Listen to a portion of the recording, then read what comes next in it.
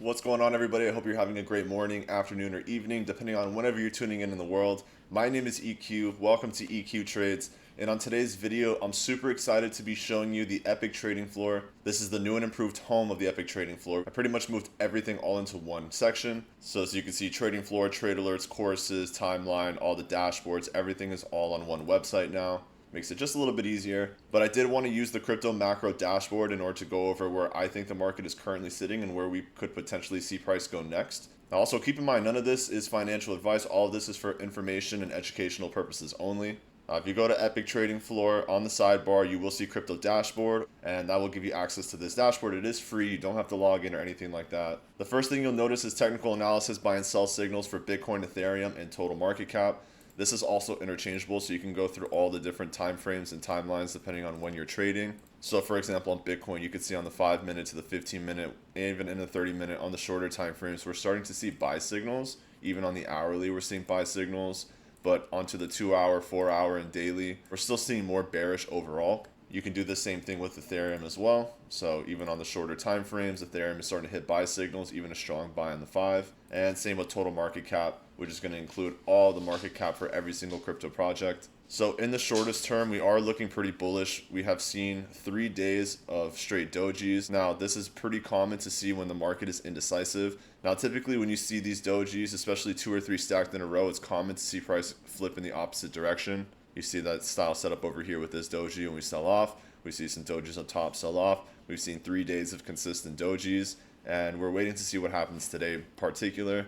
It's going to be really interesting to see what happens this weekend because it is Labor Day weekend and the banks and the markets and things are going to be closed on Monday. So it's always interesting to see how price will react and play out on holiday weekends. And it's super convenient to have the latest news right next to this chart. Now keep in mind this chart is fully active, so I can go on here and change all the time frames, add indicators, oscillators, even go to different times and different charts. This is all live, so it works really well. So I can go to Ethereum, for example, and we can take a look at the Ethereum chart. As you can see, also some explosive doji activity going on Ethereum as well. And when I'm looking at the latest news, pretty much what I'm looking at is trying to see what information is going to be fed to the retail market at any given time.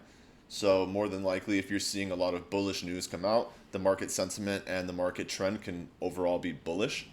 And vice versa, when you're seeing a lot of negative bearish news come out, that could also lead to overall bearish macros from retail traders and force the market to go into the downtrend. And this perspective really just comes down to retail traders because the institutions are the ones that are paying for the media and paying for these news articles to come out in order to sway us to believe the market is going either in one way or another. Now on the macro heat maps, you can also change this. I have it set specifically to do volume because in the EPIQ Trading Floor, we focus specifically on volume trading.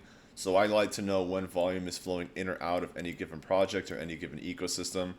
Now you can continue to zoom in on this and see lower market cap projects. This heat map is super useful. And you can see Floki is actually getting a lot of volume.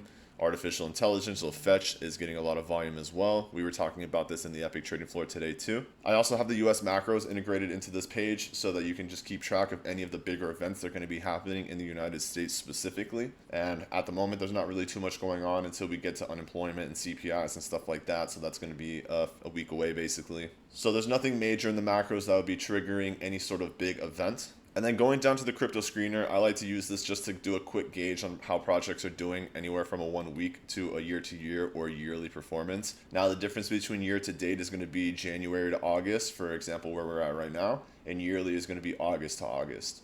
So Bitcoin, for example, from January to August is up 40%, and from August to August is up about 117%. But when you're looking at the weekly, monthly, 3-month, and 6-month, we're seeing a lot of red. Same thing on Ethereum.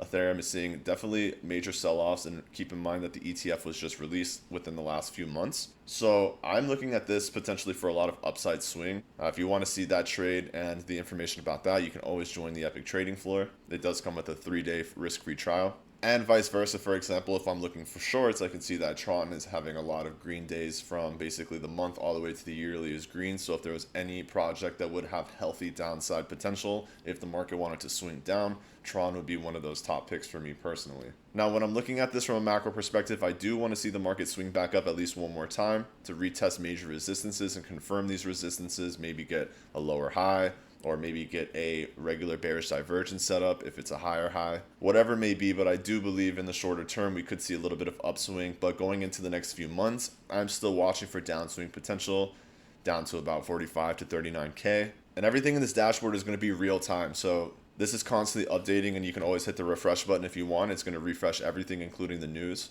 And then from there, you can make sure you're staying up to date with every little bit, not only the macros, but the news, the technical analysis, the charts, the screeners, everything. I try to make it as easy as possible and keep everything on one screen, just based on what I typically would look for from a daily basis when I would get into the market and try to figure out what would be the best trades. And this is only V1. We're going to continue to build this page out as well. Now, if you have any questions about this, please feel free to drop them in the comment section. I'll drop the link in the description as well to get to this page. I hope you all have an amazing morning, afternoon, or evening, depending on whenever you're tuning in the world, and I'll see you in the next video.